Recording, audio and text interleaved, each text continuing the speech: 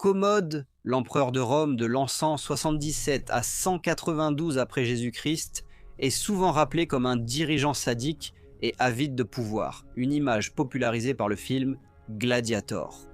Cependant, la véritable histoire de son règne dresse un portrait bien plus étrange et troublant. Se croyant l'incarnation vivante du dieu Hercule, Commode est devenu obsédé par les combats de gladiateurs, non pas en tant que guerrier, mais comme un moyen de glorifier son propre ego.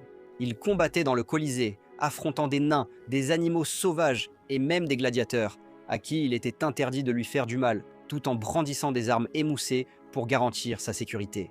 Sa participation à ces spectacles a vidé les coffres de Rome, car il se versait une rémunération à chaque apparition.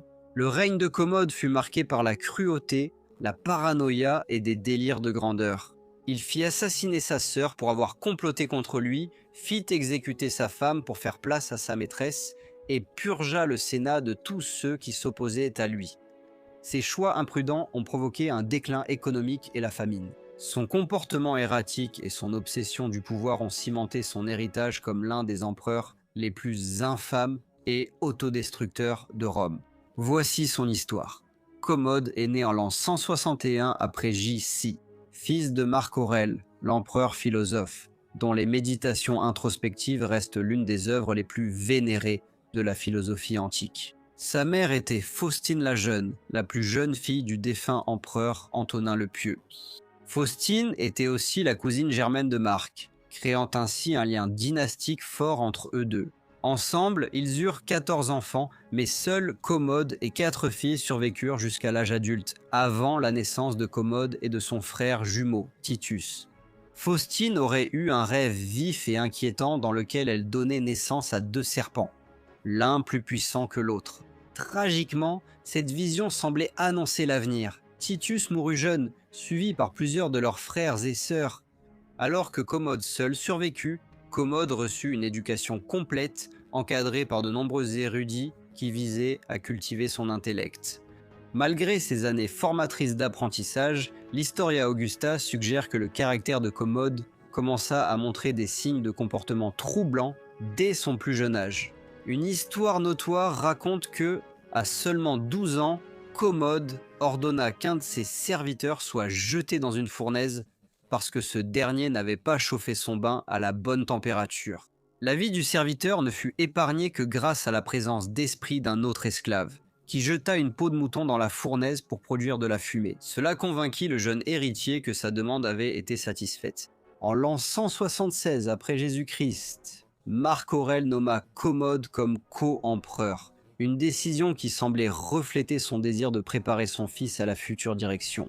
Cependant, les débuts du règne de Commode n'indiquaient pas la promesse d'un souverain avisé.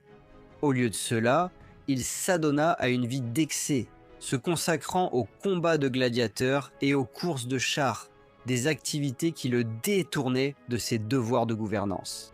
Il s'entoura de courtisans et de flatteurs, s'isolant encore davantage des responsabilités liées à la gestion de l'Empire.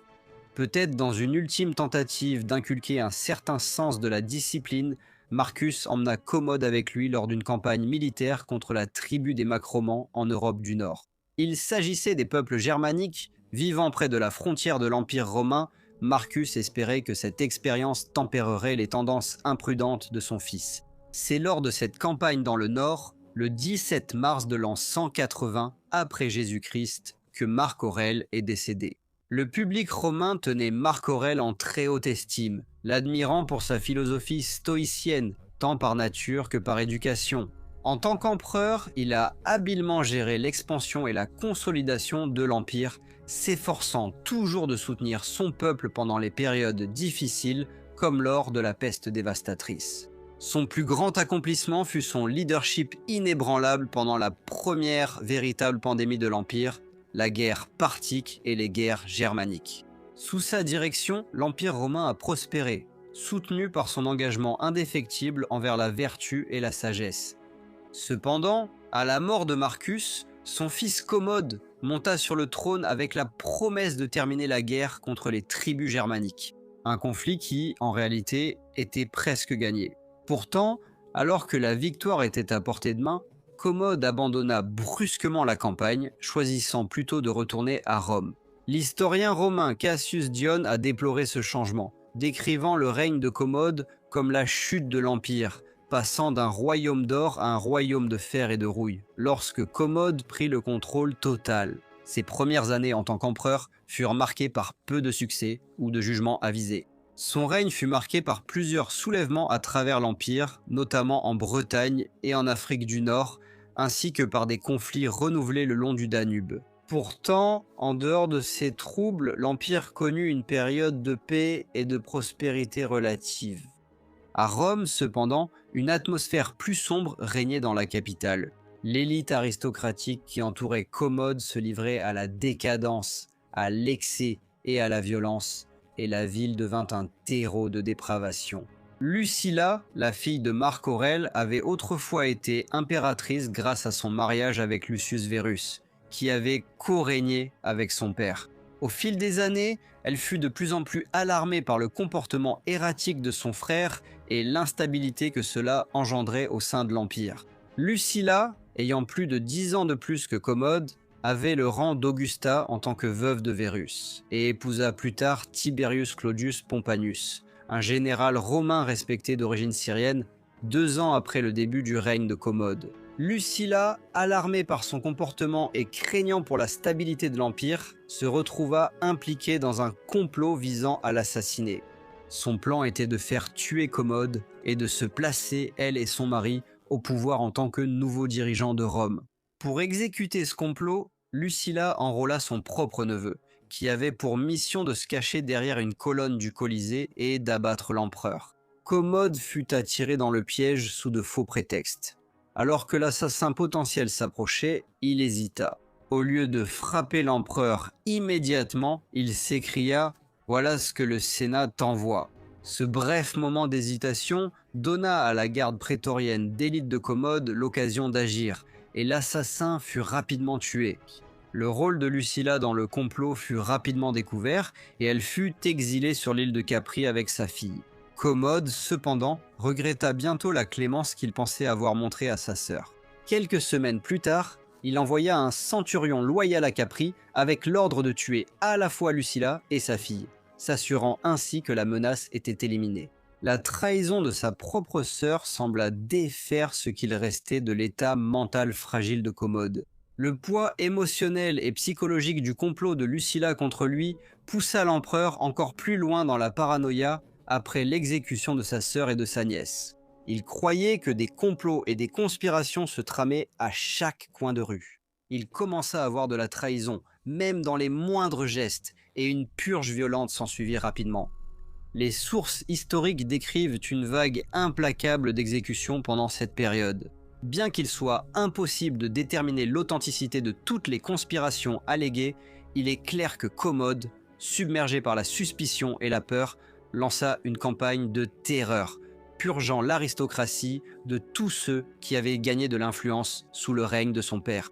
Le Sénat, autrefois pilier du gouvernement romain, fut vidé de ses membres les plus puissants. Au milieu de ce bain de sang, Commode négligea ses devoirs impériaux, laissant une grande partie de la gestion quotidienne de l'Empire à un groupe de conseillers corrompus et égoïstes. Les préfets qui commandèrent la garde prétorienne, la garde personnelle de l'empereur, devinrent des acteurs clés dans cette toile de violence et d'extorsion. Alors que son empire sombrait davantage dans le chaos, Commode se détacha des affaires de l'État et fixa toute son attention sur les jeux sanglants des arènes. C'est là, dans le sable du Colisée, qu'il trouva du réconfort.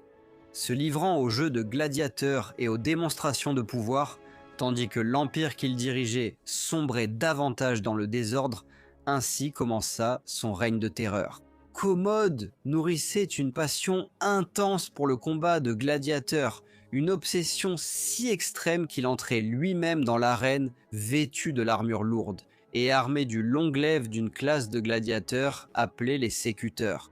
Sa participation à ces jeux brutaux scandalisa la société romaine, car les gladiateurs étaient considérés comme les plus bas de l'échelle sociale, souvent des esclaves ou des criminels. Voir un empereur, autrefois vénéré comme un chef d'homme et le protecteur de l'Empire, se livrer à de tels actes avilissants était impensable. Indigne de sa position, Hérodien, un historien contemporain, a saisi l'indignation du public, notant que les spectateurs trouvaient déplacé qu'un empereur se batte pour le sport. Alors qu'il aurait pu mener des campagnes militaires contre les ennemis barbares de Rome, le consensus parmi l'élite romaine était clair. On attendait de l'empereur qu'il commande des armées, non qu'il entre dans l'arène en tant que gladiateur.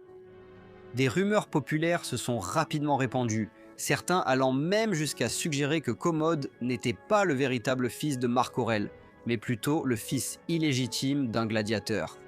Une idée alimentée par la réputation scandaleuse de sa mère, Faustine, qui était tristement célèbre pour ses nombreuses liaisons présumées. Cassius Dione, un sénateur sous le règne de Commode, a donné des détails plus explicites sur l'obsession dangereuse de l'empereur pour les jeux de gladiateurs.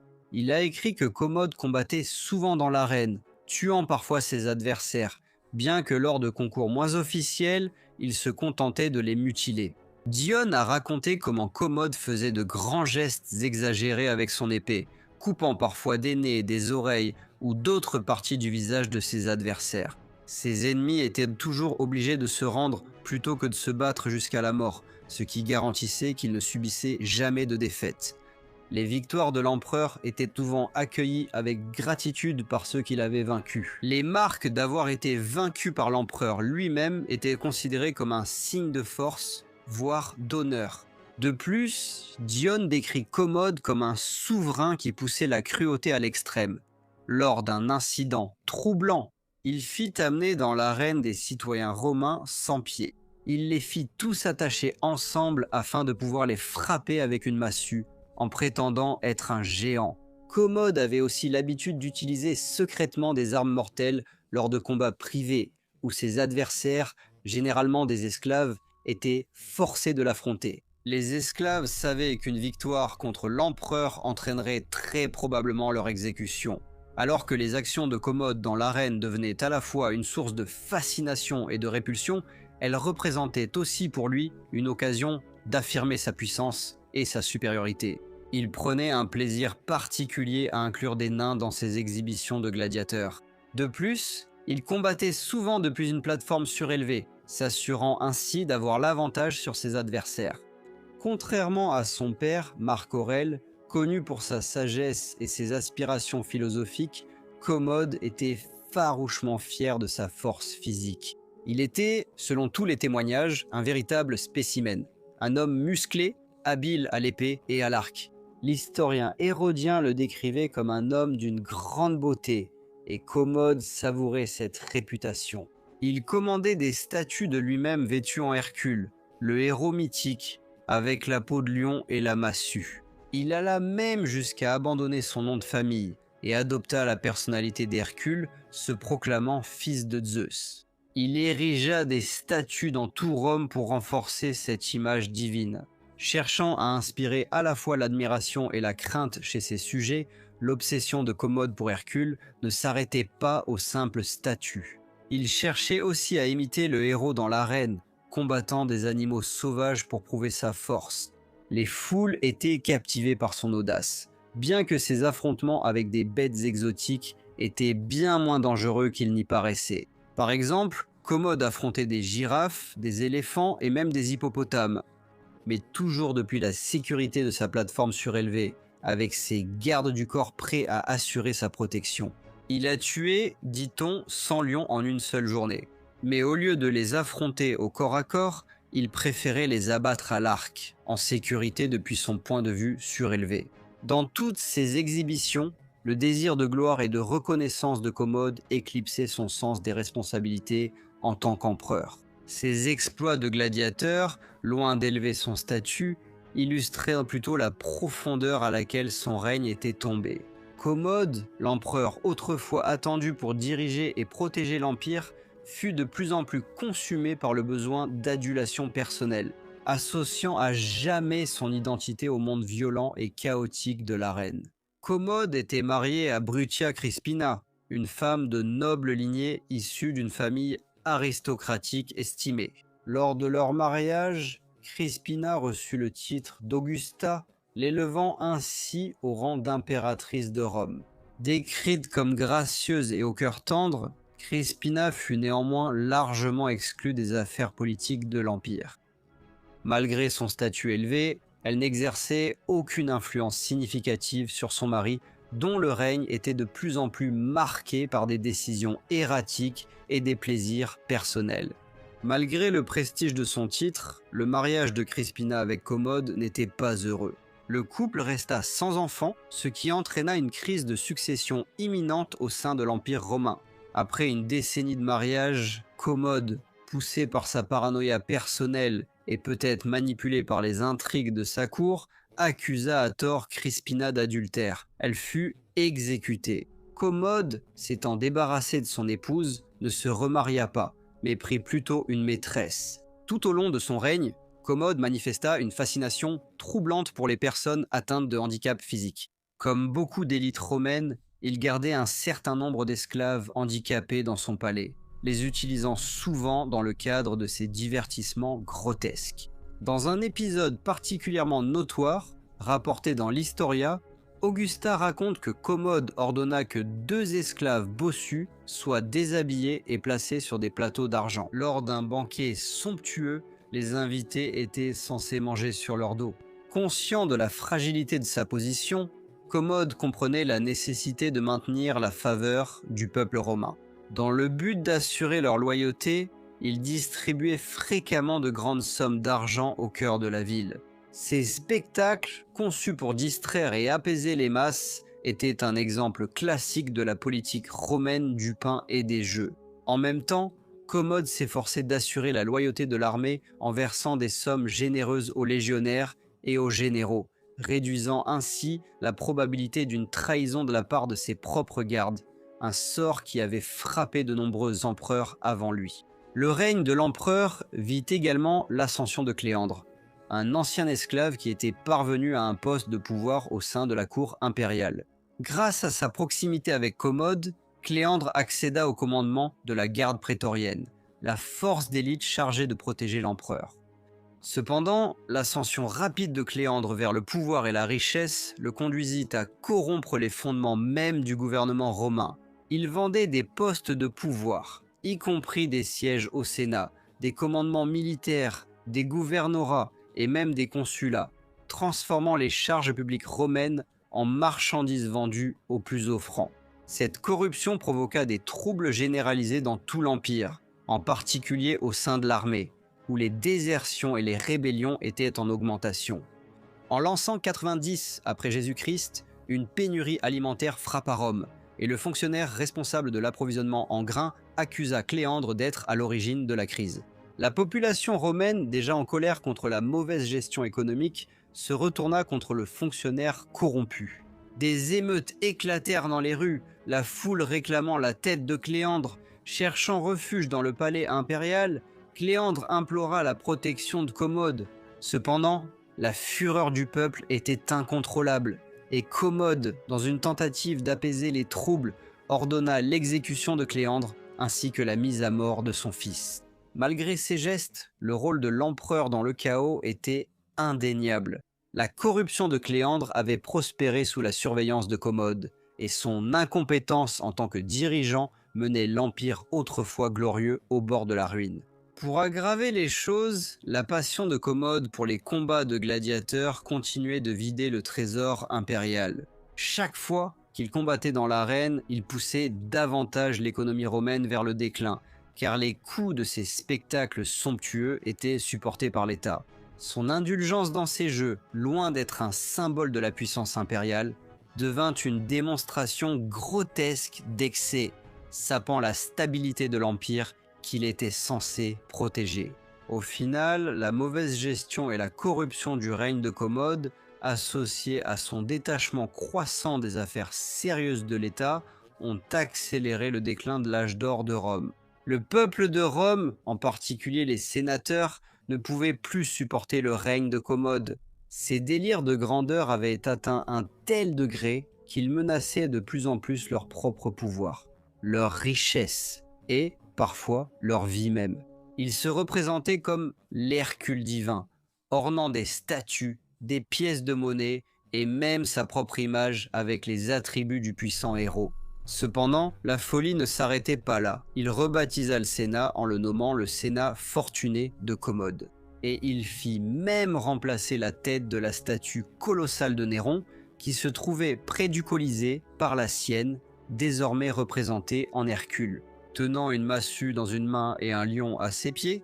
En novembre de l'an 192 après J.C., Commode célébra sa grandeur autoproclamée lors des Jeux plébéiens, où il tua des centaines d'animaux le matin et combattit comme gladiateur chaque après-midi, sans jamais perdre un seul combat. Son règne, semblait-il, était devenu guère plus qu'un spectacle grandiose.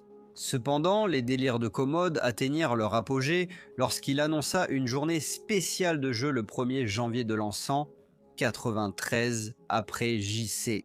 Au début, Marcia, sa maîtresse, le supplia d'annuler les jeux, mais ses supplications furent accueillies avec fureur alors qu'il menaçait sa vie. Alors que l'empereur devenait de plus en plus imprévisible et cruel, Marcia découvrit une liste de personnes qu'il avait l'intention d'exécuter. Sur la liste figurait son propre nom, ainsi que ceux de 2 autres hauts fonctionnaires, réalisant que leur vie était en danger imminent.